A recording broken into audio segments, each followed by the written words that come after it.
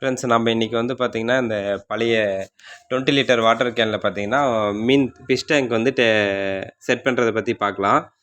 இது பாருங்கள், நான் மார்க் பண்ணியிருக்க மாதிரி இது மாதிரி மார்க் பண்ணிங்க சைடில். ஆஷா பிளேட் அப்படி இல்லைனா கட்டிங் மிஷின் ஏதாச்சும் ஒன்று வச்சு இது மாதிரி கட் பண்ணிங்க. ஏன்னா நம்ம டாப்பில் கட் பண்ணி யூஸ் பண்ணுறதோட இது மாதிரி சைடில் கட் பண்ணி யூஸ் பண்ணோம்னா மீனுக்கு வந்து நல்லா இடம் கிடைக்கும். நம்ம நீட்டு வாக்கில் வைக்கும்போது மீன் வந்து நல்லா நீந்தறதுக்கு வந்து இடம் கிடைக்கும். இதில் வந்து ஒரு பேர் நம்ம மேல் ஃபீமேல் வந்து ஒரு பேர் கப்பி பீஸ் நம்ம விட போகிறோம்.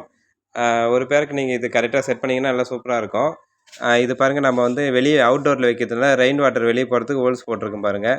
ஏன்னா நம்ம ஹோல்ஸ் போடாமல் அப்படியே ஃபுல்லாக வச்சோம்னா மீன் வந்து தண்ணி மழை பெய்யுற சமயத்தில் வந்து எகிறி வச்சு வெளியே போகிறதுக்கு வாய்ப்பு இருக்குது. இங்கே பாருங்கள், இது நம்ம செட் பண்ணியாச்சு. இப்போது இதில் பாருங்கள், இதில் நம்ம இப்போ வந்து ஒரு பேர் விட்டுருக்கோம். எவ்வளோ க்ளீனாக செட் ஆகிருக்கு பாருங்கள். இந்த மூடி பக்கம் பார்த்தீங்கன்னா, நீங்கள் அப்படியே மூடி மட்டும் போட்டு வச்சிங்கன்னா லைட்டாக வந்து தண்ணி சொட்டும். அதனால் கொஞ்சம் எம்சில் போட்டு கவர் பண்ணிவிடுங்க. அப்புறம் இந்த கேன் பார்த்தீங்கன்னா, பழைய கேன்லாம் இரும்பு கடையில் கேட்டிங்கன்னா ஒரு ரூ. 20 அதுக்கப்புறம் எம்சில் ஒரு ரூ. 10. அவ்வளோதான். டோட்டலாகவே இந்த கேன் இது மாதிரி நம்ம ரெடி பண்ணுறதுக்கு ஒரு ரூ. 30 ஆகும். சிம்பிளாக ஒரு பேர் வளர்க்குறவங்களுக்கு இது சூப்பராக செட் ஆகும். அவுட்டோரில் வச்சுக்கலாம்.